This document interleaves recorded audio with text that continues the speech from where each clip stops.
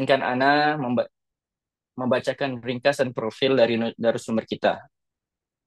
Beliau adalah Kak Indar Muhammad Akil Zulfikri, SPSI, seorang konselor dan konten kreator yang aktif dalam bidang psikologi, dakwah, serta edukasi kesehatan mental. Beliau memiliki pengalaman sebagai konselor di relasi konsulting, tester psikologi di Asia Consulting Surabaya, pembicara di berbagai event nasional, serta pembimbing umroh privat. Beliau menempuh pendidikan sarjana psikologi di Universitas Islam Negeri Sunan Ampel, Surabaya, dan memiliki berbagai prestasi, sertifikasi, serta rekam jejak dalam mengisi seminar terkait akhlak, kepribadian, dan kesehatan mental.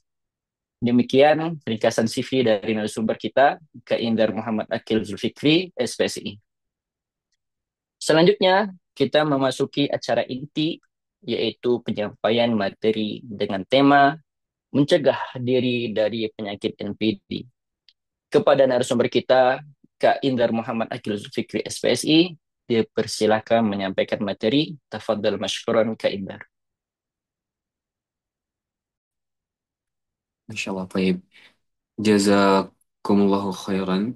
Wa barakallahu fikum kepada teman-teman yang sudah memperkenankan saya untuk sharing sedikit di sini. Dan di sini saya tentunya bukan yang lebih ahli dari teman-teman. Dan semoga apa yang sedikit kita sampaikan nanti di sini bisa bermanfaat untuk kita semua. Dan terima kasih juga untuk teman-teman PPMI Saudi. Ini adalah kesempatan yang sangat berharga ya untuk saya untuk bisa sharing di hadapan teman-teman sekalian. Saya sangat apresiasi. Alhamdulillah. Alhamdulillahi wassalatu wassalamu ala rasulillah wa ala alihi wa sahbihi ajma'in amma ba'du. Bersyukur kehadirat Allah Subhanahu wa taala teman-teman yang telah mengumpulkan kita semua di sini untuk sharing bareng mengenai materi mencegah diri dari penyakit narcissistic personality disorder. Dan salawat serta salam kita curahkan kepada Nabi kita Muhammad Sallallahu Alaihi Wasallam yang telah membimbing kita dari jalan kegelapan menuju jalan yang penuh dengan ilmu saat ini. Narcissistic Personality Disorder. Ini adalah sebuah gangguan mental di mana pengidapnya sangat banyak, teman-teman. Narcissistic personality disorder termasuk gangguan kepribadian seseorang. Dan seseorang dengan narcissistic personality disorder kebanyakan tidak sadar kalau dirinya sedang sakit, gitu. Seseorang dengan gangguan penyakit narsis, kebanyakan ya, atau bahkan semua, atau bahkan dari jurnal yang saya baca, mereka itu tidak memahami kalau apa yang mereka lakukan itu bisa melukai orang lain. Apa yang mereka ucapkan, apa yang mereka lontarkan itu tidak paham kalau itu ternyata bisa menyukai atau itu bisa melukai orang lain gitu. Dan kenapa kita perlu gitu ya untuk mempelajari narcissistic personality disorder. Tentunya agar kita terhindar dari penyakit narcissistic personality disorder, karena dengan kita memahami itu akan membuat kita cukup memiliki kontrol diri yang sangat baik agar tidak melakukan perbuatan-perbuatan narsis. Kemudian yang kedua, untuk mengedukasi. Mengedukasi barang siapa nih, kita di masa lalu memiliki orang-orang atau teman-teman yang narsis kepada kita, khususnya orang tua kita mungkin yang ternyata orang tua kita narsis gitu. Ternyata orang tua kita narsistik. Jadi agar perilaku narsistik yang dilakukan oleh orang tua kita terhadap kita itu bisa kita selesaikan di masa sekarang gitu. Sebelum kita menjadi orang tua, sebelum kita memiliki anak gitu. Karena narcissistic personality disorder ini sangat kompleks, teman-teman. Jadi faktornya sangat banyak dan ini nanti akan kita bahas. Dan apakah narcissistic personality disorder itu adalah hanya seseorang yang suka selfie gitu ya di media sosial, yang ihwan-ihwan yang suka selfie, yang upload selfie-nya di media sosial atau bahkan ahwat atau laki-laki atau perempuan yang suka mengupload fotonya di media sosial, apakah NPD atau narsistik itu hanya tentang itu gitu ya? Karena banyaknya media sosial, ada Facebook, ada Twitter, ada TikTok, itu adalah kesempatan kita untuk berekspresi gitu. Memang betul, itu adalah kesempatan kita untuk bisa meluapkan perasaan kita, kesempatan kita untuk mendapatkan validasi orang lain, kesempatan kita untuk bisa mendapatkan ilmu gitu.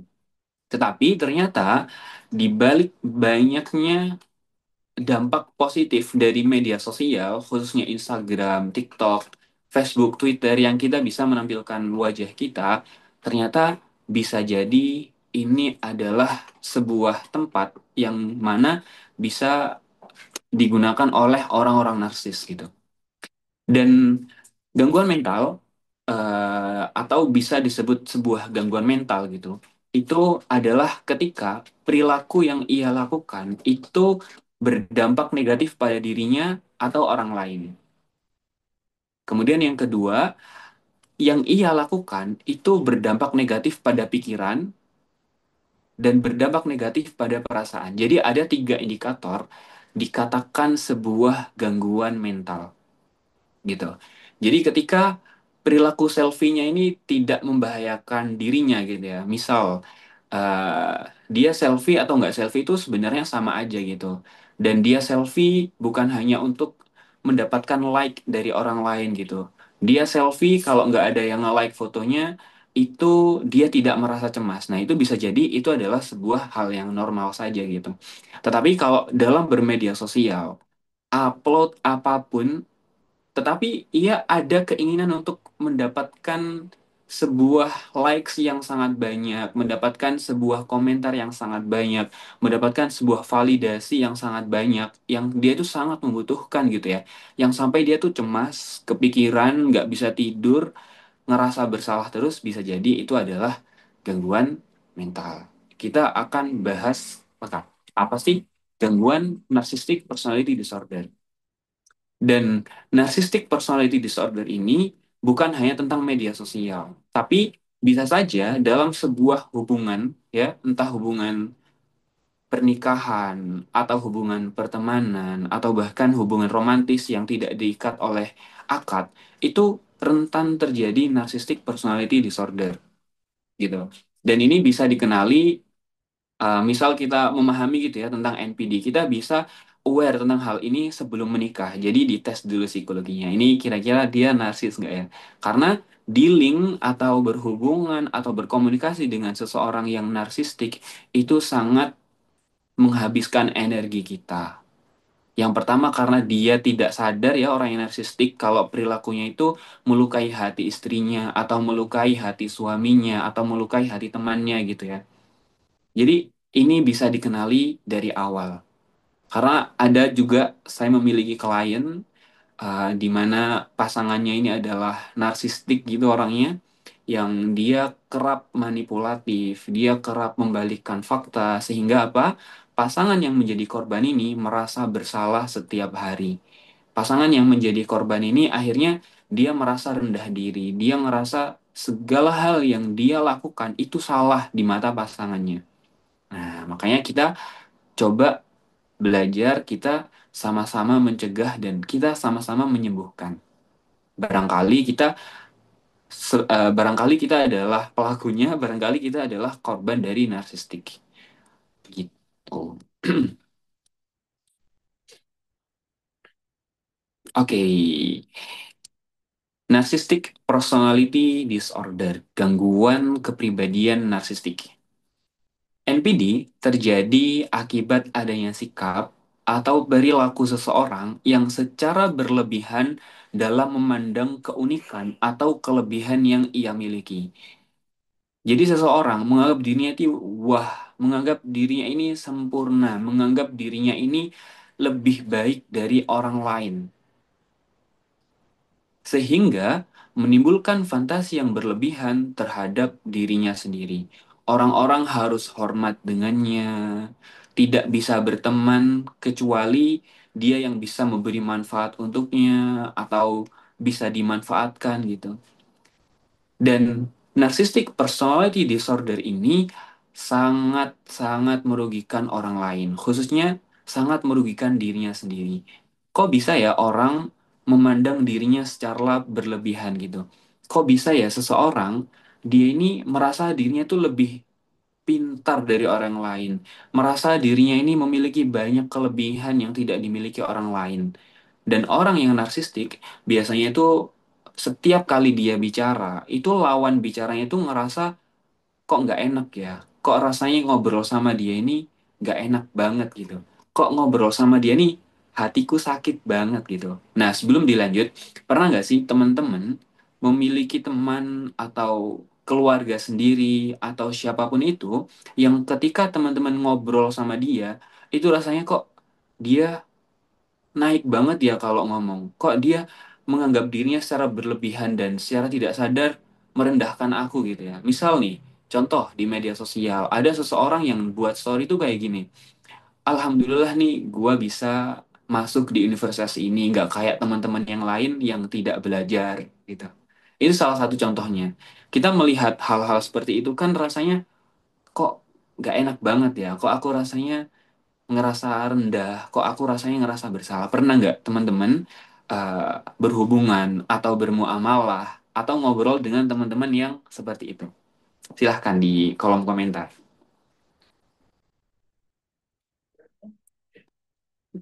Ini. Dan contoh lainnya, misal dalam sebuah hubungan, ini saya cerita tentang permasalahan seseorang yang pernah konseling gitu ya. Jadi orang yang narsistik itu bisa memanipulasi seseorang. Jadi misal korban ini tidak bersalah, tetapi setelah ngobrol dengan orang yang narsistik gitu ya, dia ngerasa dirinya yang salah. Padahal sebenarnya dia tidak salah. Sehingga setiap hari, setiap ngobrol sama dia, setiap dia bermuamalah, setiap dia ngobrol gitu ya, itu rasanya rendah hati korbannya gitu. Jadi seperti itu. Silahkan kalau teman-teman ada yang pernah berhubungan dengan narcissistic personality disorder atau orang NPD, bisa di-share di kolom komentar. Gitu. Nah, ada beberapa kriteria di mana seseorang masuk gangguan narsistik. Ini dalam DSM-4-TR. DSM-4-TR ini adalah sebuah panduan dalam buku psikologi untuk menentukan apakah dia ini gangguan atau tidak. Apakah dia ini termasuk gangguan mental atau bukan? Dan gangguan mental dalam DSM itu sangat banyak. Jadi ada gangguan narsistik, ada gangguan depresi atau kesedihan yang sangat mendalam gitu ya, yang tanpa sebab, atau gangguan bipolar, gangguan mood, atau gangguan skizofrenia yang dia itu delusi, yang dia itu sampai ngerasa dibisikin seseorang atau bisa dibilang kebanyakan ini ada ya namanya kesurupan. Nah, itu bisa jadi itu adalah gangguan psikologi gitu. Nah, dalam buku DSM atau panduan gangguan mental, gangguan narsistik itu ada 5 kriterianya. Jadi ini bukan untuk self diagnosa, untuk mendiagnosa diri, tetapi ini untuk kita aware gitu. Oh, ternyata aku ada kecenderungan ke sini, aku perbaikin. Oh, ternyata saudaraku ini ada kecenderungan NPD ya. Kayaknya aku harus coba ingetin dia dan nasihatin dia. Atau kalau nggak bisa ya aku cut off aja pertemanan-pertemanan dengan seseorang yang narsistik gitu. Yang pertama, pandangan yang dibesar-besarkan mengenai pentingnya diri sendiri atau arogansi. Jadi dia memandang dirinya ini adalah orang yang sempurna. Dirinya ini adalah orang yang bisa melakukan segala hal yang orang lain tidak bisa. Dirinya ini suka banget dipuji gitu. Jadi dia ngerasa seperti semacam ujub gitu ya kalau dalam bahasa Islamnya gitu. Jadi dia tuh merasa berada di tingkat atas gitu. Orang-orang tidak bisa meraihnya. Kemudian yang kedua, terfokus pada keberhasilan, kecerdasan, dan kecantikan. Jadi yang dia bicarakan itu adalah keberhasilannya dia. Wah, aku bisa kayak gini nih, lo bisa nggak? Wah, gue bisa pinter nih, bisa masuk ke univ ini, bisa mendapatkan TOEFL segini, bisa mendapatkan TOEFL segini, lo gimana gitu. Dan bicara tentang kecantikan atau ke good lookingannya gitu. Dia kerap sekali membicarakan kelebihan-kelebihan dirinya pada orang lain gitu. Jadi bahkan kita dengarnya aja udah kayak nggak nyaman gitu. Orang ini eh, kok tentang dia terus ya? Aku kok nggak didengerin sama dia. Orang ini kok ngomongin kelebihan-kelebihannya aja ya? Kok aku ngerasa risih gitu mendengarnya. Kemudian kebutuhan ekstrim untuk dipuja. Dia sangat butuh dipuji orang lain. Jadi kalau dipuji itu rasanya orang NPD itu terbang gitu. Ibarat dia itu terbang gitu. Dia suka banget dipuji. Haus banget tentang validasi. Haus banget tentang haus banget tentang sebentar. Haus banget tentang mendapatkan like yang banyak gitu. Kalau nggak dapat like yang sangat banyak, dia ngerasa cemas, dia ngerasa takut, dia ngerasa tidak dihormati. Jadi dia suka banget kalau dapat likes, kalau misal buat konten di media sosial itu kontennya naik gitu. Jadi dia ada kebutuhan ekstrim. Kemudian keempat, perasaan kuat bahwa mereka berhak mendapatkan segala sesuatu. Jadi mereka itu kayak optimis tapi over optimisnya. Jadi optimisnya ini berlebihan. Dia pasti bisa mendapatkan ini, mendapatkan ini, mendapatkan itu gitu. Tapi kita ngelihatnya ini orang ini over optimis gitu. Optimis bagus, tapi kalau terlalu over itu kurang baik. Kemudian kecenderungan memanfaatkan orang lain. Orang yang NPD dalam berhubungan atau bermuamalah, dia tidak mau kecuali orang yang ia ajak muamalah itu menguntungkan sama dia. Jadi dia benar-benar pilih gitu. Kalau kita kan sebagai muslim, al muslimu akhul muslim gitu kan ya. Muslim adalah saudara muslim lainnya. Tidak menzalimi, saling membantu, tidak merendahkan dan lain-lain. Tapi berbeda dengan orang NPD. Orang NPD harus mendapatkan manfaat dari orang sebelum dia mau berteman dengannya. Entah manfaat dari segi materi, entah manfaat dari dia bisa pansos, entah manfaat dari dia bisa A, bisa B, bisa C, bisa ketemu sama syekh ini. Jadi dia nggak mau berteman dengan orang banyak gitu. Jadi orang-orang pilihan yang bisa yang dia bisa mendapatkan manfaat darinya. Kemudian yang kelima, dia iri pada orang lain. Irinya itu banget. Kayak melihat keberhasilan orang, dia ini muncul perasaan iri, perasaan dengki tidak enak gitu dengan orang gitu. Pokoknya kalau ada keberhasilan atau kemudahan yang didapatkan orang lain, dia merasa iri yang sangat iri. Jadi ini ada 5 kriterianya.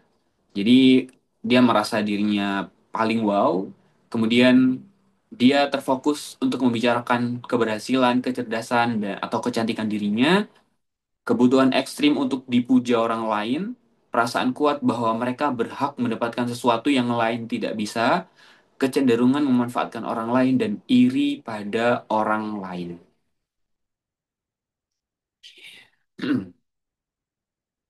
Ini ada komentar yang masuk, kita coba baca dulu ya.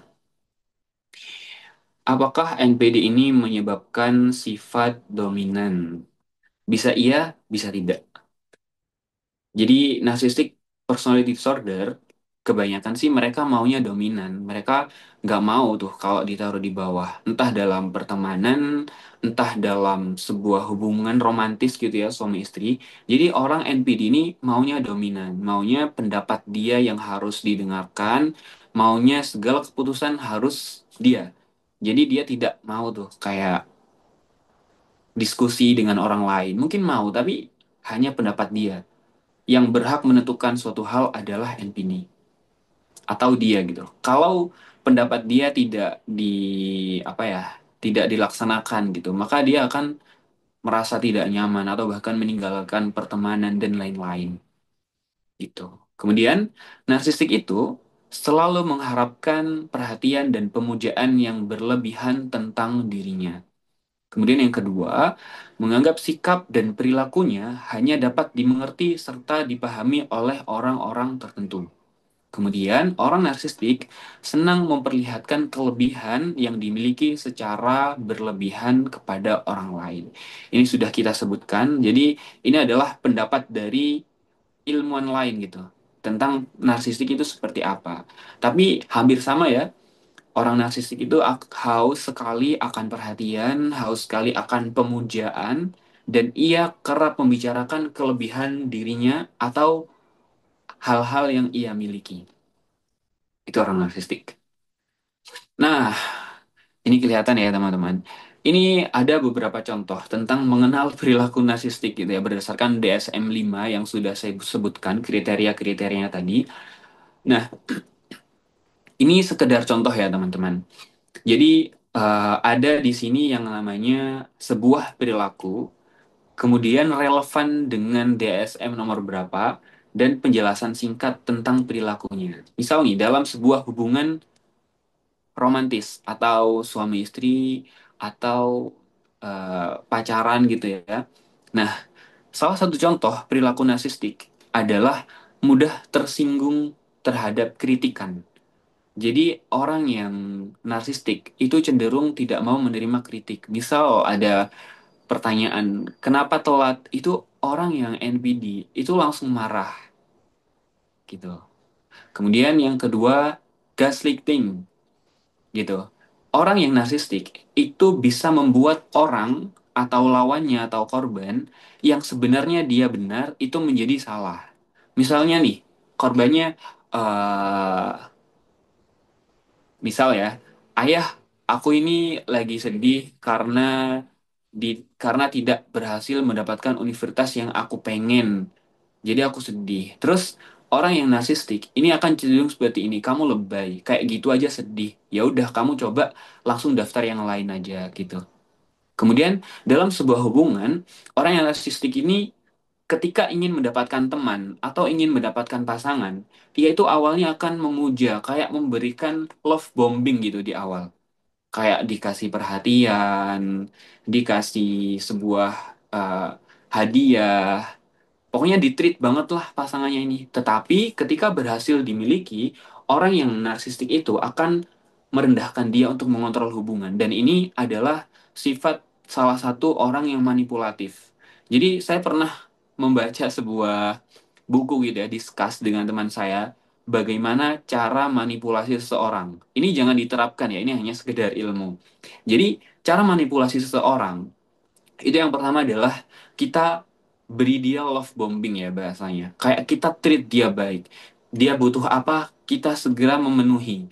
Dia pengen apa, kita belikan. Nah, ketika kita berhasil mendapatkan dia, kita cut semua itu. Nah, jadi misal dalam 100 gitu ya, kita treat dia sangat baik itu selama 10 kali gitu. Tapi di 11 sampai 100 kita ini tidak konsisten. Nah, justru ini yang akan membuat korbannya itu nurut dengan kita. Jadi ini adalah the art of manipulatif gitu. Jadi sebuah ilmu aja. Itu berdasarkan jurnal-jurnal. Itu orang yang diperlakukan seperti itu, dia cenderung akan manut gitu. Tapi itu nggak baik. Itu nggak baik untuk kesehatan mental dia atau dia atau sebagai pelaku itu akan menjadi adik gitu, edik gitu. Nah, kemudian yang keempat, contohnya adalah orang NPD tidak mau minta maaf gitu. Jadi orang NPD itu susah gitu untuk mengucapkan minta maaf, mengakui bahwa dirinya salah gitu. Kemudian dalam pertemanan contohnya adalah orang narsistik itu hanya menghubungi temannya saat butuh saja. Dia sangat eksklusif dan dia tidak mau berteman kecuali mendapatkan manfaat dari orang. Kemudian merendahkan prestasi teman. Misal nih ada yang cerita nih temannya, Alhamdulillah gue bisa masuk di Univ A nih di jurusan ini. Orang narsistik dia tidak suka dengan seperti itu. Akhirnya gitu aja bangga, gitu aja bahagia. Itu tuh hal yang biasa aja gitu. Jadi kayak siapa sih yang nggak sakit ketika diperkatakan atau diperlakukan seperti itu ya sebagai korban gitu. Kemudian memotong cerita teman dan membalikkan ke diri sendiri. Misal ada yang cerita gitu tentang keberhasilan ia. Wah, aku udah berhasil nih mendapatkan 10 juta pertama gitu di tabunganku. Kemudian dia langsung motong, eh alah lu baru 1 juta, gue ini udah 20 juta gitu. Nah, itu kan rasanya nggak enak banget berteman dengan seseorang yang seperti itu. Kayak dia tuh mudah meremehkan orang lain, dia mudah merendahkan. Kemudian tidak menerima pendapat yang berbeda. Orang narsistik tidak mudah menerima pendapat yang berbeda. Kemudian kalau dalam keluarga, ya ini mungkin Afwan ya, mungkin ada dari orang tua yang memiliki kecenderungan narsistik. Tapi di sini saya tidak bermaksud untuk merendahkan gitu. Maksud saya di sini untuk mengedukasi. Barangkali kita nanti akan menjadi orang tua, jangan sampai kita seperti ini.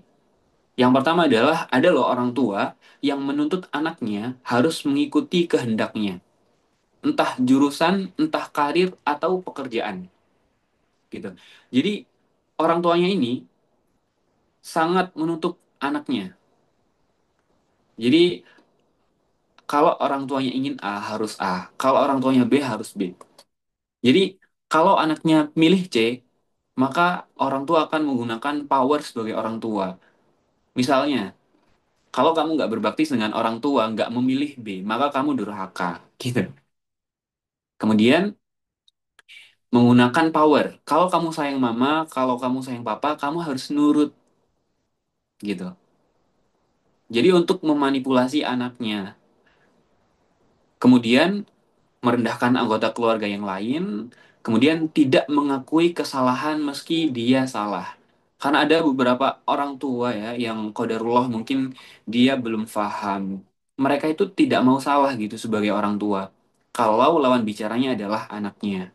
Jadi jangan sampai kita ya mungkin calon-calon ayah, calon-calon ibu, kita jangan sampai menuntut kehendak kita pada anak gitu.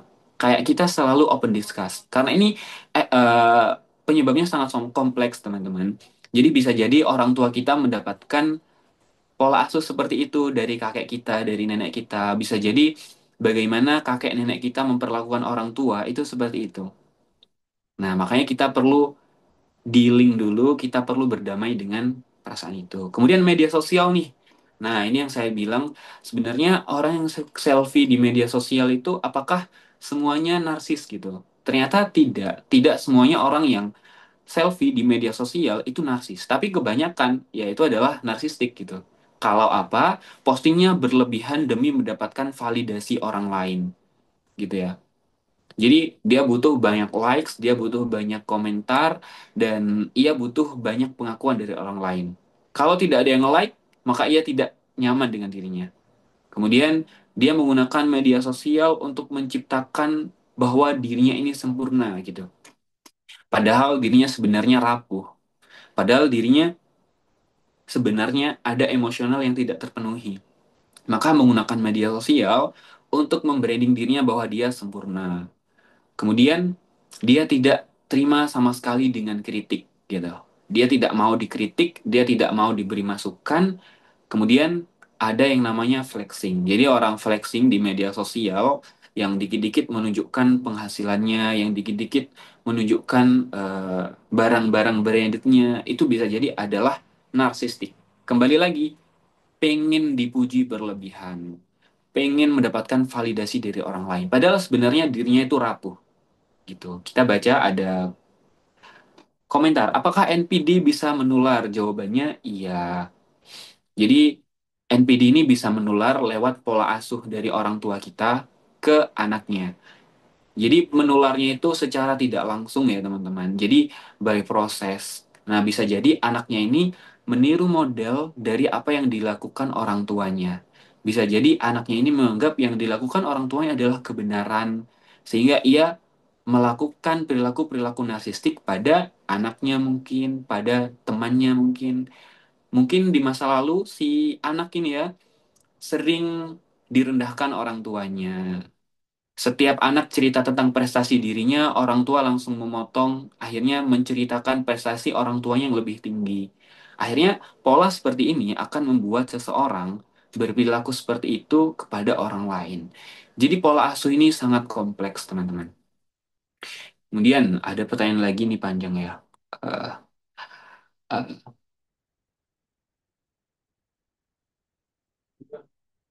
Oke, kalau misal ada seseorang yang tiba-tiba menjudge kita, wah misal Inzar ini NPD gitu. apakah itu benar atau tidak? Itu jawabannya tidak selalu benar. Jadi yang bisa mendiagnosa seseorang narsistik itu adalah psikolog, atau psikiater, yang dimana untuk mendiagnosa seseorang itu ada beberapa indikator-indikator yang memenuhi. Jadi misal indikatornya ada 5, harus 3 gitu. Harus 3, dan perilaku 3 ini misalnya dipuji berlebihannya, atau selalu membanggakan dirinya, atau kerap merendahkan orang lain, ini sudah terlaksana selama 3 bulan lebih gitu. Dan banyak korbannya gitu. Jadi kita kalau ada seseorang dengan kecenderungan gangguan mental, kita tidak bisa mendiagnosa Inzar ini NPD gitu. Kita nggak bisa. Tapi kita bisa Inzar ini ada kecenderungan NPD. Perilakunya ini suka dipuji, perilakunya ini butuh validasi banget, perilakunya ini dia suka flexing gitu. Jadi kalau ada seseorang yang tiba-tiba bilang kita NPD, coba apa buktinya kalau saya ini NPD gitu. Apakah kamu punya bukti kuat, atau kamu mengucapkan NPD itu untuk uh, membentengi dirimu agar tidak salah, atau kamu mengucapkan aku NPD itu agar pendapatmu didengar orang lain. Jadi seperti itu. Jadi terbuka saja gitu. Allahu a'lam. Kita lanjut dulu. Nah, dari jurnal yang saya baca, ternyata narsistik ini pada gilirannya akan memicu sikap ria. Ria itu kan adalah seseorang melakukan ibadah yang seharusnya karena Allah Subhanahu wa taala, tetapi ia meniatkan untuk mendapatkan pujian orang lain. Ia ingin dilihat. Pengen banget yang ia baca dalam bentuk Al-Qur'an itu didengar orang lain, kemudian dipuji orang lain. Ini disebut ria gitu. Dan dari jurnal yang saya baca, ternyata narsistik ini ada hubungannya gitu dengan ria. Dan dalil tentang ria adalah Allah berfirman, Innal munafiqina yukhadi'una Allah wa huwa khadi'uhum. Sesungguhnya orang munafik itu hendak menipu Allah, tetapi Allah lah yang menipu mereka. Wa idza qamu ila sholati qamu kusala. Apabila mereka berdiri untuk sholat, mereka lakukan dengan malas. Yura'unan nasa wa la yadhkurunallaha illa qalila. Mereka bermaksud riya, ingin dipuji orang lain di hadapan manusia, dan mereka tidak mengingat Allah kecuali sedikit sekali. Hal ini sama ya dengan salah satu indikator narcissistic personality disorder, di mana seseorang ini haus akan pujian orang lain. Jadi bisa dikatakan bahwasanya ketika kita beribadah gitu ya, ketika kita sholat, ketika kita melakukan sedekah, ketika kita ingin membaca Al-Quran, ketika kita umroh atau haji, tetapi kalau niat diri kita ini bukan semata-mata karena Allah Subhanahu Wa Taala, tapi karena validasi orang lain, bisa dikatakan kita memiliki gangguan mental gitu. Nah, gangguan mentalnya apa ya? Salah satunya ada kecenderungan narcissistic personality disorder. Kecenderungan akan butuh pujian, kecenderungan akan haus tentang validasi. Jadi seperti itu. Dan saya pernah membaca Ibn Rushd dan uh, astagfirullah, Al-Ghazali ya. Mereka menjelaskan bahwasanya kesehatan mental itu adalah ketika kita bisa menjadi insanul kamil. Ya, insan yang sempurna, yang beribadah semata-mata karena Allah Subhanahu wa taala, yang beribadah ikhlas, yang beribadah sesuai dengan tuntutan dan melibatkan Allah Subhanahu wa taala. Jadi, melalui perkataan Ibnu Rus dan Al-Ghazali ini, ketika kita beribadah hanya karena pujian manusia, beribadah karena ingin mendapatkan validasi manusia bahwa kita solih, bahwa kita melakukan sholat, kita melakukan sedekah, maka bisa dikatakan kita sedang memiliki gangguan mental. Gitu. Dan ini sangat berhubungan sekali, ria dengan narcissistic personality disorder. Nah, kemudian apa yang dimaksud ria tadi dalam segi narcissistic personality disorder? Maksud ria di ayat di atas adalah melakukan ibadah untuk mencari perhatian manusia, sehingga mereka memuji pelakunya dan ia mengharapkan pengagungan dan pujian serta penghormatan dari orang yang melihatnya. Maksudnya ria adalah ia ingin dianggap oleh orang lain adalah wah dia solih banget, dia solihah banget, wah dia bisa ya di zaman yang jarang orang sholat ini dia bisa sholat. Gitu. Dan ada tiga faktor yang membangkitkan sifat ria. Yang pertama, pengen banget dipuji, takut dicela dan dihina, serta tamak pada dunia dan kekayaan. Dia menginginkan dunia dari ibadah yang ia lakukan. Kemudian Imam Al-Qurtubi menjelaskan hakikat ria adalah mencari apa yang ada di dunia dengan ibadah. Dan pada asalnya adalah mencari posisi di tempat hati manusia. Yang ia lakukan dilakukan untuk kekayaan dunia. Yang ia lakukan adalah mencari hati agar diterima oleh manusia, agar dianggap alim oleh manusia. Dan ini adalah hakikat ria menurut kedua pendapat ini, Al-Muhasibi dan Imam Al-Qurtubi. Kita coba baca. Ada pertanyaan masuk. Bila kita ada kecenderungan NPD, bagaimana mengarahkannya menjadi manusia berprestasi, disukai banyak orang, dan bermanfaat? Oke, apabila kita memiliki kecenderungan NPD, maka bisa saja kita untuk mengarahkan untuk menjadi manusia yang berprestasi. Tentunya dengan kita berempati. Nanti akan kita bahas di slide-slide berikutnya. Bagaimana kita memiliki keinginan untuk bertumbuh gitu ya. Kita memiliki potensi yang besar, tapi terhindar gitu dari narcissistic personality disorder yang bisa melukai orang lain.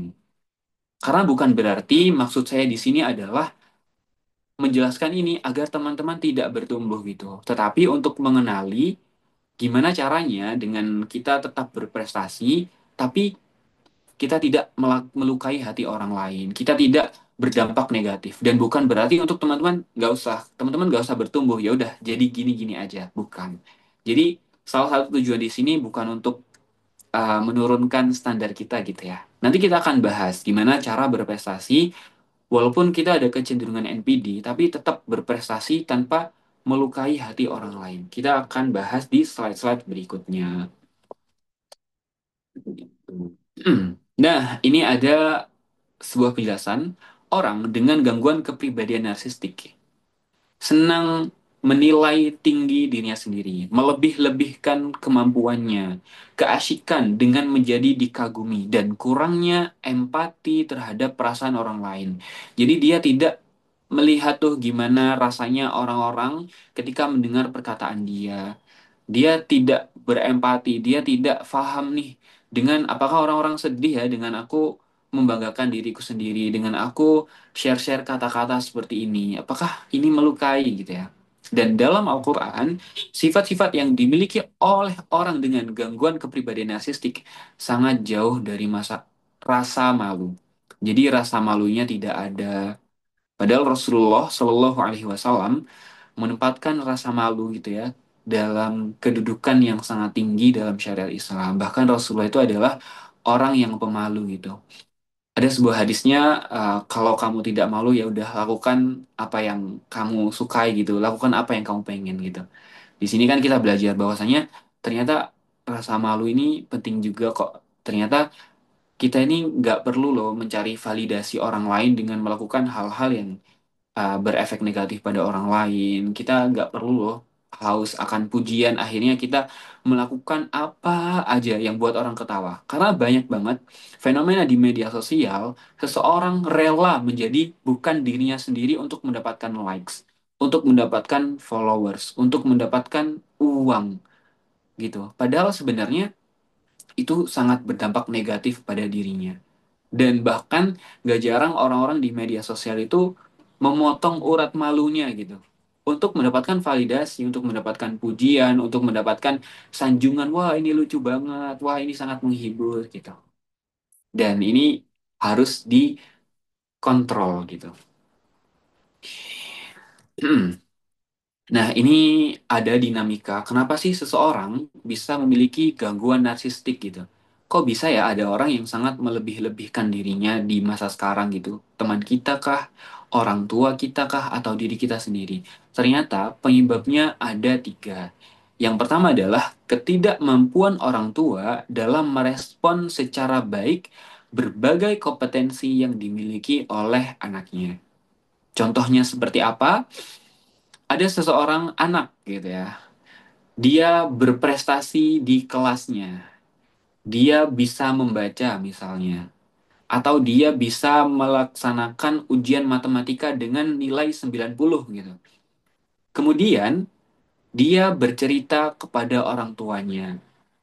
Mah, Pah, alhamdulillah adik dapat nilai 90 di matematika. Alhamdulillah adik bisa membaca lebih cepat daripada teman-temannya. Tapi apa ya respon yang dilakukan orang tua? Orang tuanya bilang seperti ini, ya wajarlah kalau di fase kamu dapat nilai segitu. Mama dulu TK udah bisa baca, kamu baru kelas 1 bisa baca. Jadi dengan seperti itu akan membentuk pola, akan membentuk perilaku anak ini tadi untuk minim empati kepada orang lain, untuk minim bisa menghargai perasaan orang lain, bahkan emosionalnya atau kebutuhan dia untuk divalidasi emosinya itu akan ia sampaikan di luar sana gitu.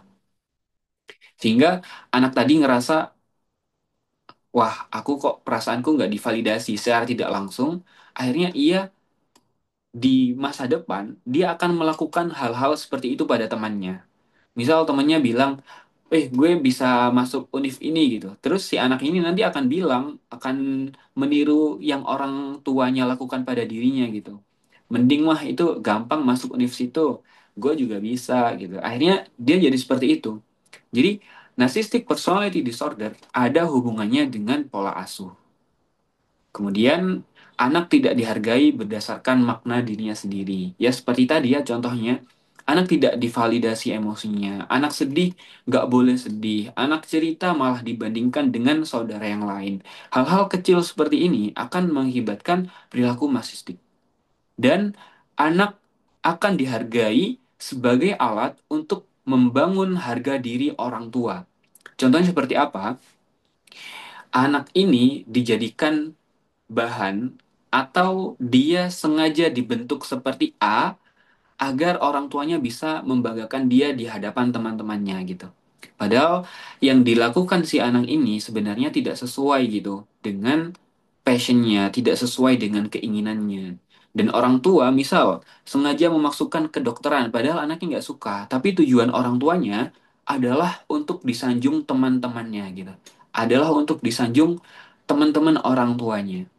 Nah, hal-hal seperti ini akan menjadikan pola narsistik pada anak tersebut. Kemudian, salah satu penyebab narsistik adalah dimanja secara berlebihan, dipuji secara berlebihan. Jadi, anak mau apa diturutin, anak pengen apa diturutin, anak dipuji berlebihan, padahal anak tersebut tidak tidak mencapai hal tersebut gitu. Bahkan kalau anak ini salah, dia membuat sebuah permasalahan di luar gitu. Padahal sudah jelas anak ini punya salah pada si B. Tetapi orang tuanya ini tetap membela anaknya walaupun anak ini salah. Akhirnya orang tuanya datang nih pada si B, malah marahin si B, tapi tidak menasihati anaknya. Hal-hal seperti ini membuat kepribadian anak ini menjadi narsistik. Kepribadian tidak mau kalah, kepribadian tidak menghargai orang lain, kepribadian pengen disanjung walaupun dia salah, kepribadian selalu manipulatif. Ya, jadi seperti itu. Jadi narsistik ini sangat kait hubungannya dengan pola asuh, teman-teman. Gitu. Yang pertama tadi adalah kegagalan anak dalam meniru empati orang tuanya. Kemudian yang kedua, penilaian secara berlebihan terhadap realitas yang dialami oleh anak. Kombonya lagi, orang tuanya ini menggunakan pola asuh, misal, anak ini jarang divalidasi emosinya, anak ini jarang dipuji atau jarang diterima gitu ya, keberhasilan-keberhasilannya, malah dibandingkan dengan orang tuanya. Dan anak ini juga dipuji berlebihan gitu. Anak ini dimanja berlebihan, tapi di sisi lain dia tidak mendapatkan validasi perasaan gitu. Nah, ini jadi combo gitu.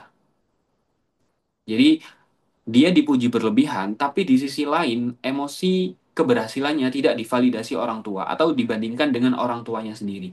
Ini adalah combo yang sangat mantap untuk menjadikan anak-anak NPD gitu.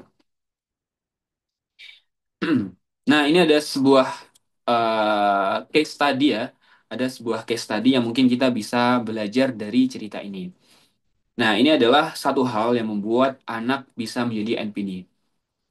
Bila orang tua merespon anaknya dengan penghargaan, kehangatan dan empati, mereka, anak-anak, bisa menumbuhkan rasa makna diri yang normal dan harga diri yang sehat pada si anak.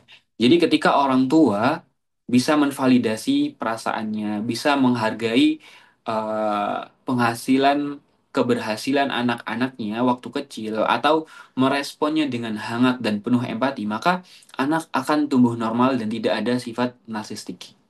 Tetapi dalam cerita ini, ada seorang gadis kecil pulang dari sekolahnya. Sangat ingin menceritakan kepada ibunya mengenai beberapa keberhasilan yang besar.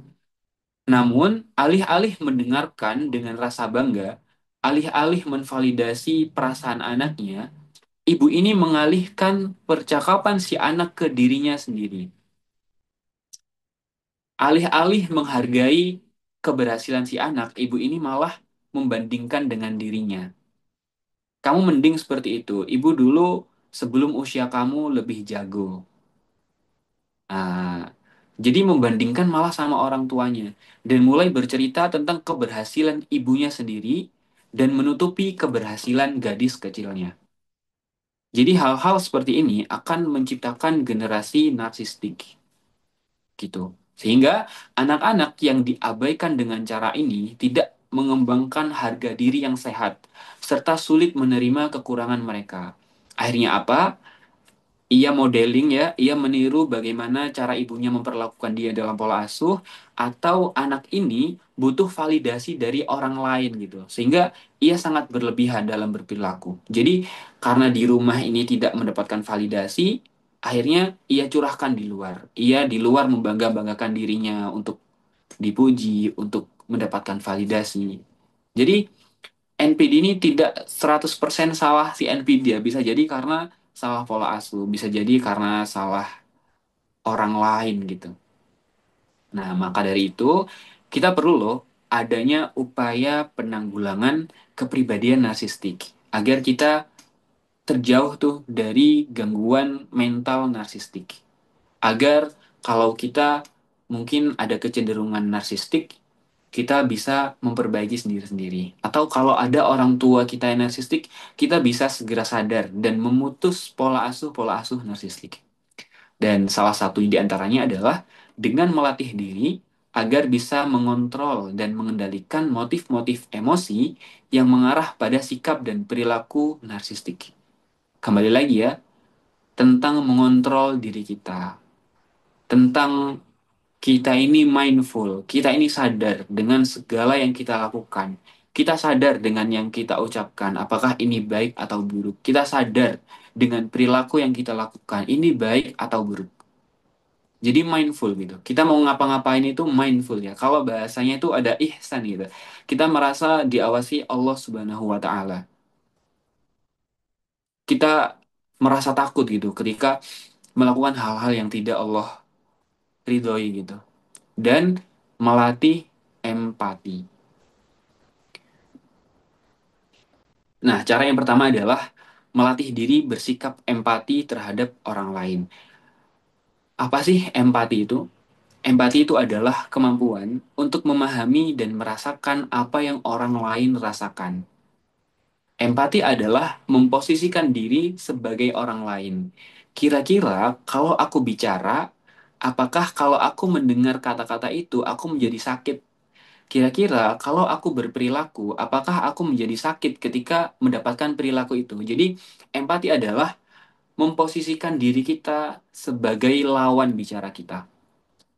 Nah, Jadi membiasakan diri melihat sikap kita, perilaku kita, serta masalah yang kita alami dari sudut pandang orang lain gitu. Sehingga misal nih kita mau mengucapkan kata-kata seperti ini, eh, mending kamu gitu, aku dulu bisa lebih jago dari kamu. Kira-kira kalau kita mendengar perkataan itu sebagai orang yang kita ajak bicara, apakah hati kita sakit gitu? Kira-kira kalau kita bicara kotor gitu ya, misalkan kita berbicara bahasa Jaksel yang tidak sopan gitu. Kita posisikan, kita mendapatkan perkataan seperti itu. Apakah kita sedih atau tidak? Sehingga kita akan berempati pada orang lain. Yang pertama adalah caranya melatih empati, mendengar aktif tanpa memotong pembicaraan. Kita menjadi pendengar yang baik. Kita tidak bermudah-mudahan untuk memotong pembicaraan. Kalau ada orang yang cerita, ya udah kita dengarkan terlebih dahulu. Kalau ada orang yang berkeluh kesah tentang kesedihannya, kecemasannya, kita dengarkan terlebih dahulu. Jangan tiba-tiba dipotong. Jangan tiba-tiba dibilang mending kamu atau jangan tiba-tiba dipotong gitu aja sedih, gitu aja lebay. Kita hindarkan tuh kata-kata kayak gitu, entah pada teman, entah pada keluarga sendiri, entah pada anak sendiri ya. Mungkin kita nanti ditakdirkan punya anak dan menjadi orang tua. Kita melatih untuk menjadi pendengar yang baik. Kemudian belajar untuk menvalidasi perasaan orang lain. Misal ada orang lain cerita tentang kesedihannya gitu. Maka respon kita adalah bukan tingkatkan imanmu, kayaknya lu kurang ibadah. Nah, itu adalah respon yang tidak tepat untuk menvalidasi. Maka yang kita lakukan adalah dengan kata-kata pasti tidak mudah kalau di posisi kamu. Pasti sedih sih kalau ada di posisimu. Pasti cemas sih kalau misal kamu mau tes syariah gitu ya. Pasti gak mudah.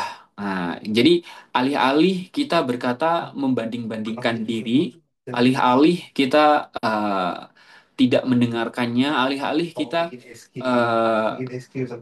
menjudge dia kayaknya lu sedih, kayaknya lu dapat musibah ini karena banyak dosa. Nah, mending kita validasi perasaannya.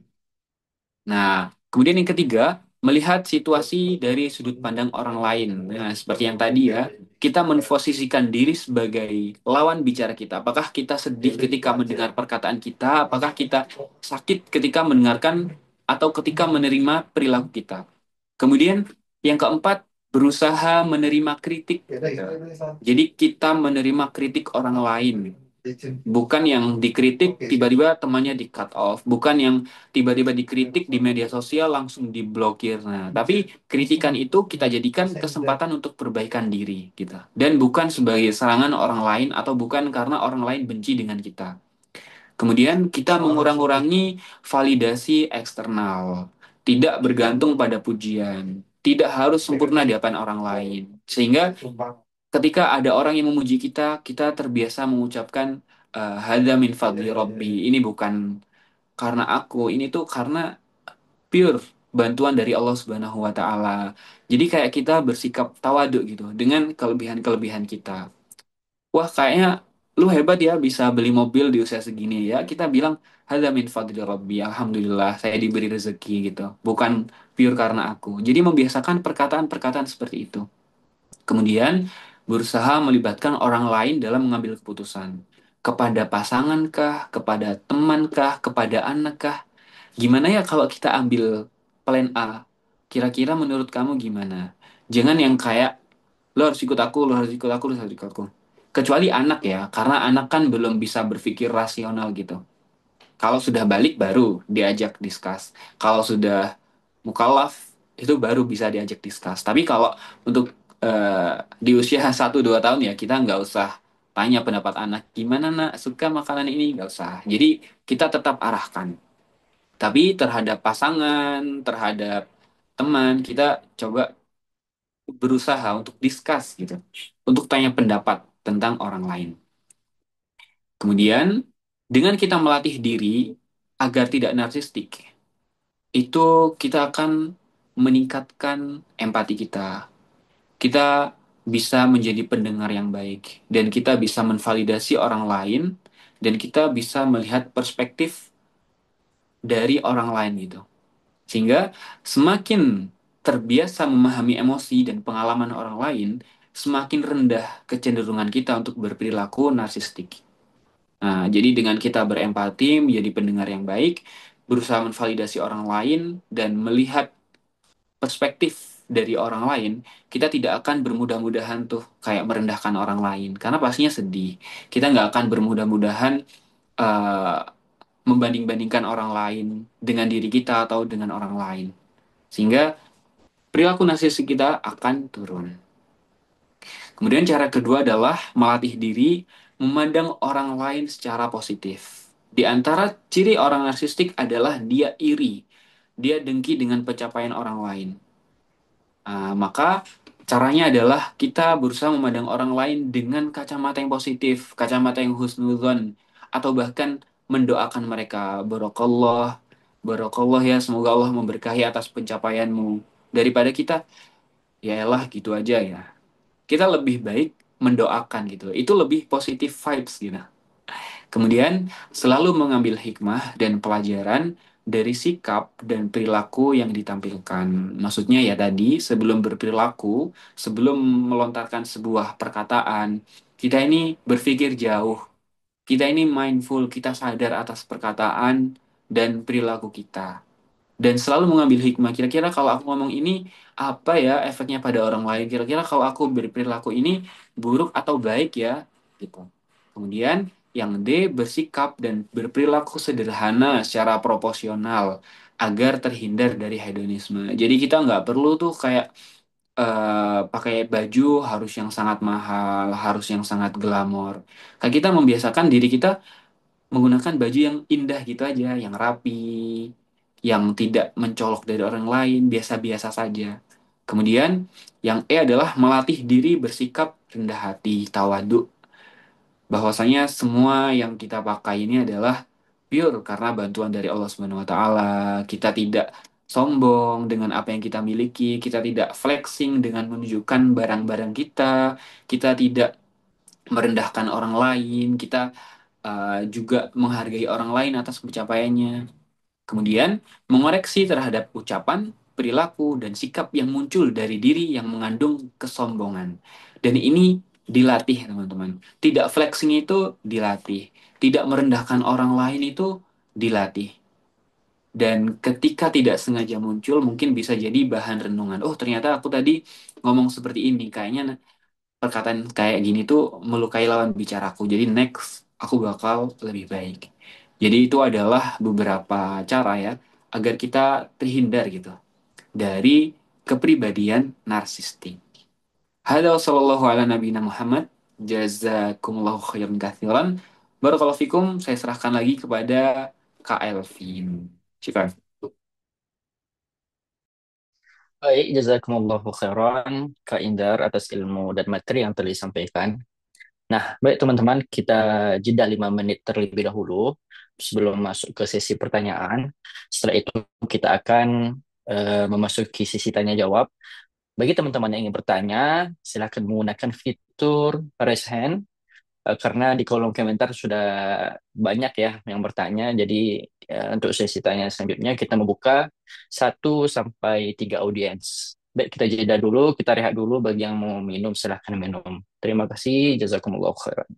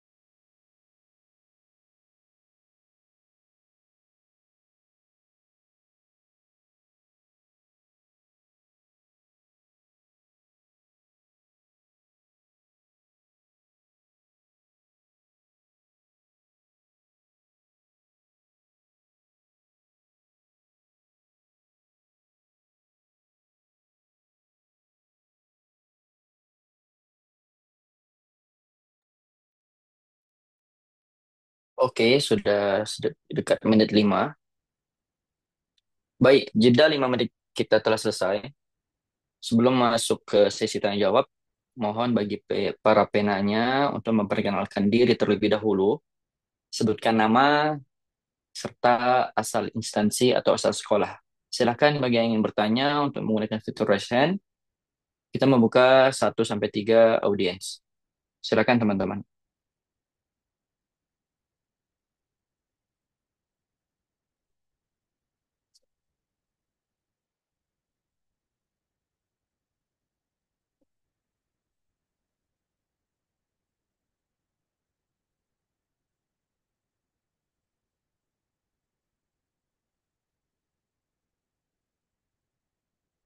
Apakah sudah paham semua ini ya? Tidak ada yang bertanya? Ada satu pertanyaan di kolom komentar, Kak Baik, Kak. Elvin.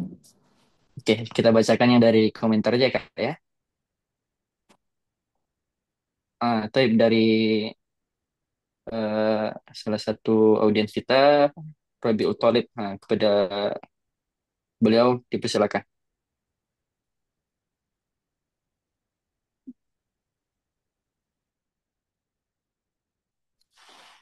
Suaranya Kak Rabiul Thalib.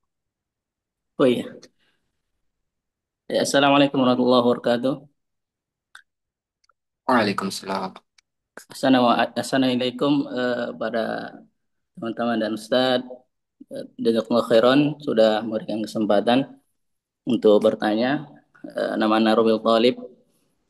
Sekarang eh, saya kesibukannya sebagai pekerja yang dulu sebelumnya sebenarnya seorang pengajar di salah satu pondok di Jambi, di pondok pesantren, dan sekarang lagi stay di Jakarta. Jadi anak tidak mewakili instansi sama sekali sebenarnya. Ya. Jadi di sini anak ingin bertanya tentang eh, perilaku-perilaku santri yang pernah anak mendidik mereka gitu kan, membersamai mereka. Yang tadi ada membahas tentang narsistik yang gimana perilaku-perilaku ini eh, pelanggaran-pelanggaran yang sering dilakukan santri itu apakah termasuk narsistik atau enggak gitu kan. Terlebih di pondok itu kan terkadang musrif ataupun ustadz yang memiliki kesibukan dibarengi dengan membersamai santri gitu kan. Apakah ini termasuk narsistik yang mereka ingin dilihat, ingin dipantau terus, atau memang kekurangan perhatian dari orang tuanya sendiri? Itu saja yang mungkin anak tanyakan, mungkin bisa dijawab. Jazakumullah khairan. Wajazakallahu khairan. Sebelumnya terima kasih kepada Ustadz Robil Thalib ya, yang sekarang menjadi musrif gitu di sebuah santri. Dan jujur ya, menjadi musyrif, menjadi ustadzah, menjadi ustadz, menjadi pembimbing di pondok pesantren itu tidak selalu mudah gitu. Karena pasti ada permasalahan dari santrinya gitu. Karena background santri masuk di pesantren itu tentunya berbeda-beda ya. Ada yang memang karena keinginannya, ada yang karena dipaksa, atau ada yang disebut itu sebagai penjara suci untuk mengubah perilaku dari anak-anak gitu. Dan itu tentunya tidak mudah. Dan semoga hal-hal seperti ini nih men- menjadikan ustadz, menjadikan musrif, musrifah ini masuk surga gitu lewat jalur sabar tentang santri-santrinya gitu. Dan apakah perilaku santri yang kerap kali melanggar, yang kerap kali tidak patuh dengan aturan, yang kabur-kaburan atau yang ada ngumpet-ngumpet main HP atau yang ada tiba-tiba keluar malam gitu ya. Apakah ini ada kecenderungan narsistik atau keinginan untuk diperhatikan? Jadi jawabannya sangat kompleks gitu. Kita tidak bisa melihat dari satu sudut pandang. Dan bisa jadi santri A dan santri B itu berbeda. Ada yang karena dia emosi untuk melakukan kesenangan-kesenangannya itu tidak didapatkan di pesantren. Sehingga ia pengen kabur-kaburan, pengen main game di luar. Itulah ya kenapa pentingnya di pesantren ini selain belajar, belajar, belajar, itu biasanya ada rehat untuk olahraga, rehat untuk jalan-jalan ke suatu tempat, atau bahkan di beberapa pesantren dalam sebulan itu ada jatah untuk boleh main HP gitu. Karena ya mungkin emosionalnya, emosi untuk melakukan hal-hal yang dia senangi itu sudah tertumpuk sangat banyak gitu. Akhirnya meledak, dia pengen main game, dia pengen kabur-kaburan gitu. Jadi tiap santri ini berbeda. Jadi nanti mungkin setelah sesi Zoom ini bisa menghubungi saya gitu ya, bisa dijelaskan ini pelanggarannya apa gitu. Karena pelanggaran di pesantren itu sangat banyak gitu. Ada yang karena dia pengen mendapatkan perhatian dari ustadznya, ada yang karena kesepian, atau ada yang karena bawaan dari rumah. Dan problem santri itu sangat kompleks. Atau bahkan yang nauzubillahi min dzalik ya, melakukan liwat gitu. Itu kan banyak sekali di pesantren gitu. Dan itulah kenapa pentingnya ustazah, musrif, musrifah ini mengerti tentang uh, psikologi santri, mengerti tentang bahwasanya ternyata untuk merubah perilaku santri, perilaku manusia itu tidak harus dengan hukuman, hukuman, hukuman, hukuman. Kadang kita dengan hadiah, memberikan reward. Kalau misal contohnya berhasil nggak kabur-kaburan, dapat beng-beng gitu. Atau kalau dia ketahuan sekali ya berarti nanti nggak dapat handphone di pas liburan gitu. Jadi selain mengubah seseorang dengan hukuman, kita juga penting yang namanya reward gitu. Dikasih duit goceng kah gitu ya, atau dikasih penghargaan apa gitu. Dan kalau ada santri yang misal melakukan sebuah pelanggaran, biasanya itu kan pelanggarannya itu terulang, terulang, terulang. Saya pernah mendapati sebuah kasus ketika dia malah dihukum gitu ya. Si santri ini malah ngelawan ustadznya gitu. Si santri ini eh, malah melakukan pelanggaran yang lebih parah gitu. Nah, ketika penanganannya ini diubah menjadi reward atau menjadikan ustazah musrif musrifah ini sebagai tempat cerita amannya santri. Nah, santri itu malah mau terbuka gitu dengan ustadznya, malah mau terbuka dengan musyrifahnya, malah mau terbuka dengan musyrifnya. Sehingga sebagai ustadz, sebagai pembimbing kita tahu, oh ternyata dia ada permasalahan di sini ya. Oh ternyata dia ada nggak mendapatkan perhatian dari orang tuanya ya. Jadi menjadi musyrifah itu memang nggak mudah ya. Tapi kalau kita bisa membuat santri ini percaya dengan kita, membuat santriwati ini mau cerita dengan kita tuh akan dengan mudah menggali akar problemnya dan kita selesaikan secara perlahan. Tapi kalau apakah ini termasuk narsistik, Allahu a'lam. Perlu dipelajari lebih lanjut. Syukran Ustaz Rabiul Taib. Oke, Ustaz Rabi Thalib, jazakumullah khairan atas jawabannya, atas pertanyaannya. Kemudian kita baca yang dari chat aja ya ke Indar ya. Gak apa-apa ya? Tafadhal, Oke. tafadhal. Ini Ustaz dari ada audiens kita, Fadilah Al-Munawwarah. Pertanyaannya yaitu, Afwan, bagaimana cara menghadapi kedua orang tua yang qadarullah terkena NPT? Dan ketika ingin menghadapi serta mengajak diskusi dengan pelan, justru sebagai anak tetap disalahkan bahkan dianggap karena hanya cuma anak. Jadinya tidak boleh menyampaikan apa yang dirasain. Karena beranggapan orang tua sudah benar dan mendidik. Jazakumullah khair. Barakallahu fikum. Di Oh, jazakallah khairan. Ini pertanyaan yang sangat bagus gitu ya. Bagaimana menghadapi kedua orang tua yang qadarullah terkena NPD atau ada kecenderungan perilaku-perilaku narcissistic personality disorder. Dan ketika ingin mengajaknya untuk berdiskusi dengan pelan-pelan sebagai anak kerap disalahkan. Dan ini memang benar. Ada kecenderungan narsistik dan ini penyebabnya sangat kompleks gitu ya. Bisa jadi orang tua kita di masa lalu mendapatkan pendidikan yang seperti ini.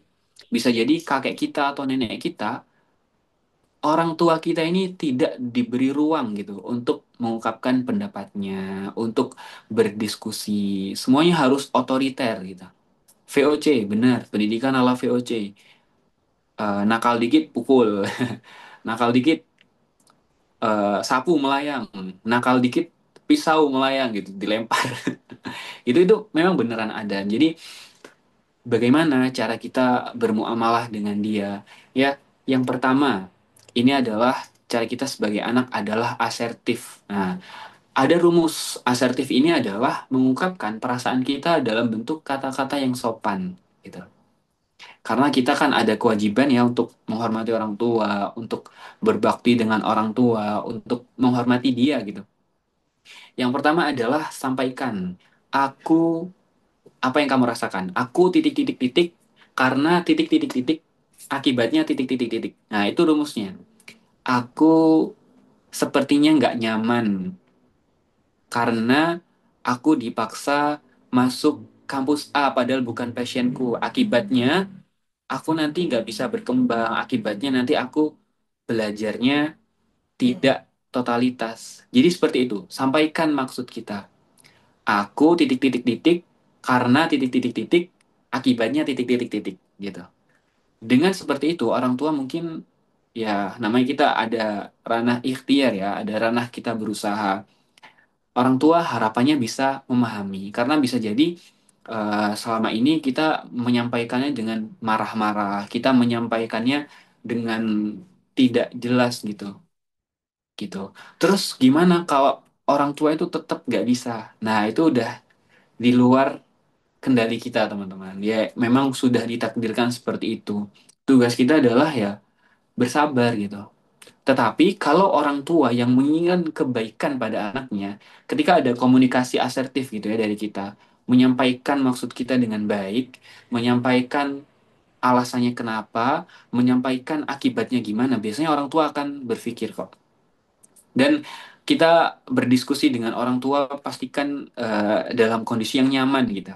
Jangan saat orang tua kita lelah, saat orang tua kita banyak pikiran, atau sebelum berdialog, berdiskusi, bawakan hadiah-hadiah gitu. Karena memang nggak jarang ya, nggak jarang orang tua yang pendapatnya A harus A, B harus B. Akhirnya ya si anak ini ngerasa bahaya gitu kesehatan mentalnya. Jadi rumah yang seharusnya itu adalah tempat berteduh, tempat paling aman, beberapa orang menganggap rumah itu adalah penjara dan di luar itu adalah tempat paling nyaman. Nauzubillah ya kalau kita memiliki keluarga yang seperti itu. Jadi rumah yang seharusnya tempat aman itu ternyata tidak aman gitu. Tidak aman secara mental, tidak aman secara psikologis. Dan pola asuh seperti ini karena penanya ini sudah paham gitu ya, maka jangan lanjutkan pola asuh ini kepada anak kita nanti. Cukup berhenti sama kamu aja gitu. Cukup berhenti pada kita aja. Dan saya tuh baru baca ya tentang buku sebuah pola asuh. Ini bukunya dari Barat tapi ya. Kalau kita udah punya kaidah-kaidah yang oke gitu, kita itu akan bisa belajar dari buku ini. Ini buku Barat. Tapi di buku ini yang bisa saya ambil adalah coba kita refleksikan pola asuh apa yang baik, pola asuh apa yang tidak baik yang kita terima dari orang tua kita. Kalau kita mendapatkan pola asuh yang baik, lanjutkan. Gitu. Kalau kita mendapatkan pola asuh yang tidak perlu atau tidak baik, jangan lanjutkan pada anak kita. Makanya nih buat teman-teman yang mau menikah gitu ya, kalau bisa sama pasangannya didiskusikan. Pola asuh apa yang pengen kamu pertahanin, pola asuh apa dari orang tuamu yang pengen dihilangkan gitu. Nah, jadi seperti itu. Nanti kita akan bakal terbuka gitu. Jadi seperti itu ya, Kak Fabilah, Allahu a'lam bishawab. Dan doakan orang tua. Afwan, ini ada yang terselip. Doakan orang tua. Doakan, minta hidayah. Allahu a'lam bishawab. Masya Allah, jazakumullah khairan Kak Indar. Kita tambah lagi pertanyaan Kak. Ada sekitar dua pertanyaan ini. Yes Tafadhol. ya. Oke, thank. Dari Kak Aulia, Tanallahu ilaikum Kak Indar. Izin bertanya, bagaimana jika yang terjadi, salah satu orang tuanya memiliki kecenderungan NPD dan beberapa anak memiliki mental illness. Diagnosa dari dokter ini Kak Indar. Seperti ada yang mengalami PTSD dan depresi. Apakah boleh menjaga jarak seperti membatasi obrolan atau interaksi sambil kita berusaha terus mendoakan agar meminimalisir konflik atau baiknya bagaimana ya Kak? Syukran jazakumullah khairan. Barakallahu fiik buat yang bertanya. Ini pertanyaan sangat bagus. Memang tidak bisa dipungkiri. Pola asuh yang penuh dengan otoriter, penuh dengan narsistik, itu akan berakibat pada kesehatan mental anaknya. Orang tua A, anak harus A, orang tua B harus B. Padahal anaknya ini sebenarnya pengen C gitu. Tidak sesuai dengan potensinya. Bahkan eh, orang tuanya ini mengarahkan anaknya untuk ambil pelajaran agama gitu. Orang tuanya ini baru hijrah. Jadi sangat semangat menuntut ilmu. Akhirnya semua anaknya dipaksa untuk belajar ilmu agama. Harus masuk pesantren ini. Padahal potensi anaknya belajar di teknik gitu. Padahal potensi anaknya harus belajar di psikologi gitu. Nah, dengan orang tua memaksa itu sebenarnya sudah membuat anak belajar agamanya ini udah karena faktor lain gitu. Sehingga nggak bisa maksimal.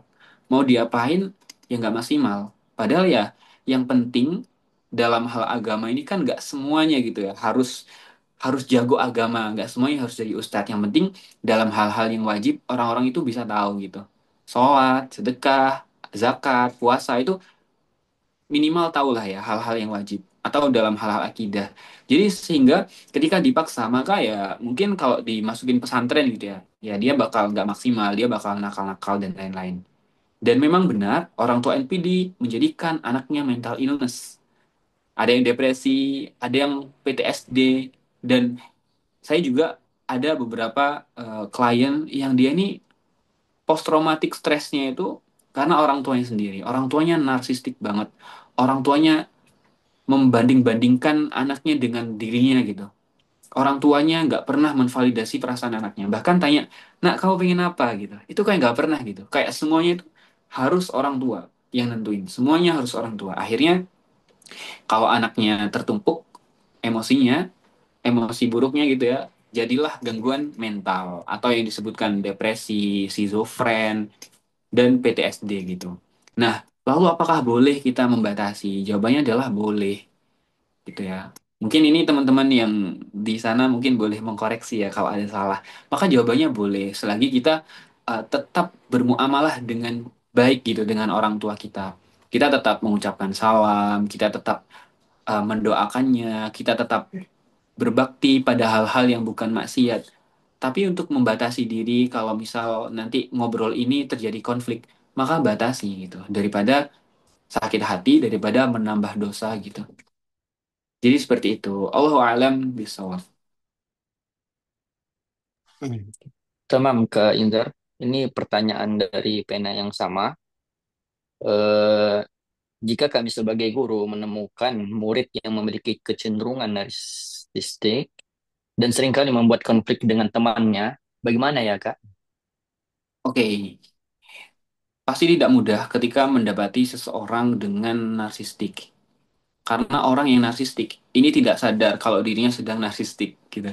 Jadi kalau ada orang yang mengakui gue ini NPD gitu, nah itu enggak. Jadi orang narsistik, orang dengan gangguan kepribadian itu tidak sadar kalau dirinya sedang bermasalah. Dia tidak sadar kalau ucapan perilakunya melukai orang lain gitu.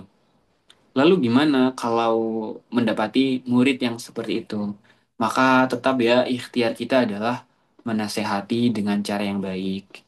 Kita memberikan mungkin kita menjadi guru yang mereka ini nyaman untuk cerita ke kita.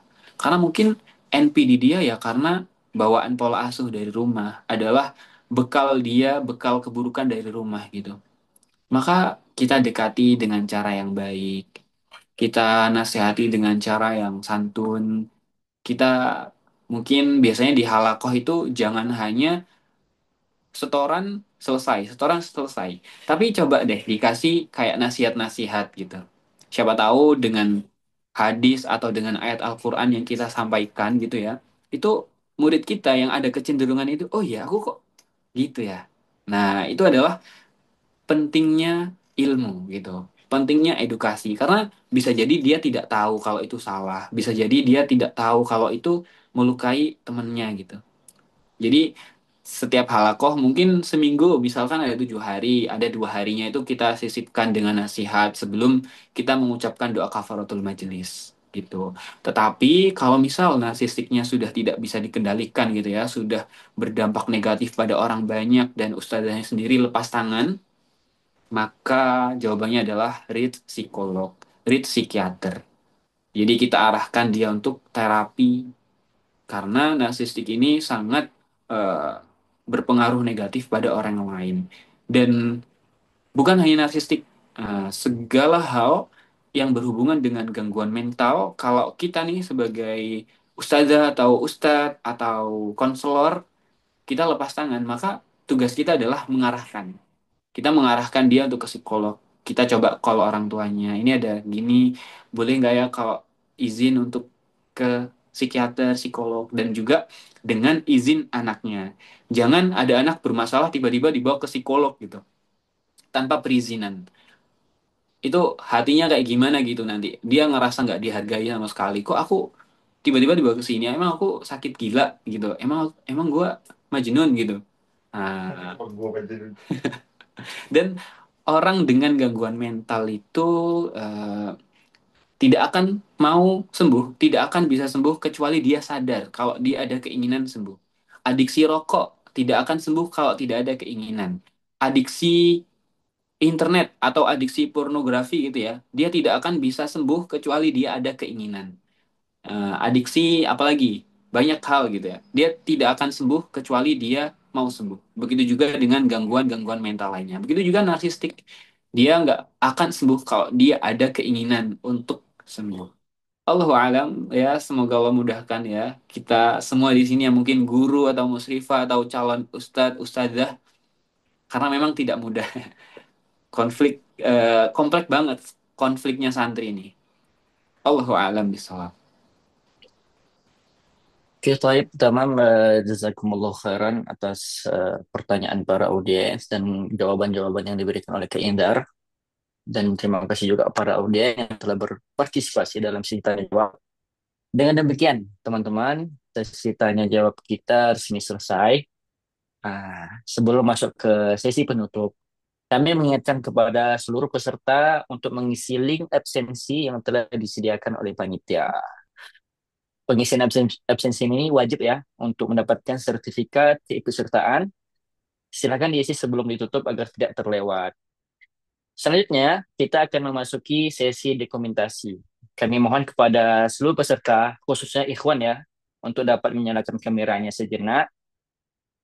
Oke, di menit 28 ya, kita langsungkan dokumentasi.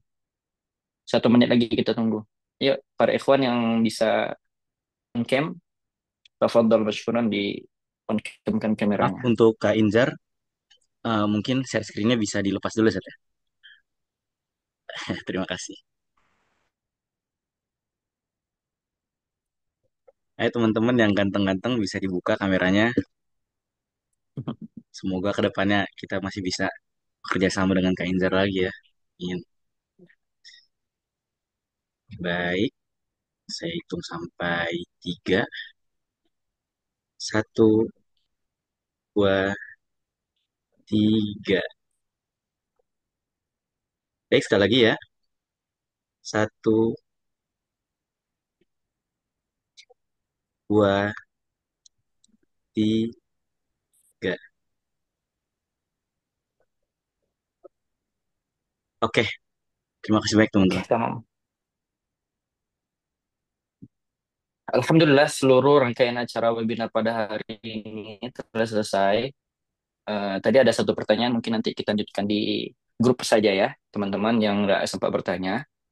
Kami mengucapkan jazakumullah khairan kepada seluruh peserta dan partisipasinya, dan khususnya ini kepada narasumber kita, Masya Allah, Tabarakallah, Kak Indar Muhammad Akil Zulfikri yang telah membersamai kita nih atas dan ilmunya yang sangat bermanfaat dan penuh wawasan, Masya Allah, Tabarakallah. Mari kita tutup majelis ini dengan membaca kafaratul majelis. Subhanakallahumma wa bihamdik. Asyhadu an la ilaha illa anta astaghfiruka wa atubu ilaik. Saya atau Ana Elvin Eka Putra selaku MC memohon maaf apabila terdapat kekurangan dalam memandu jalannya acara.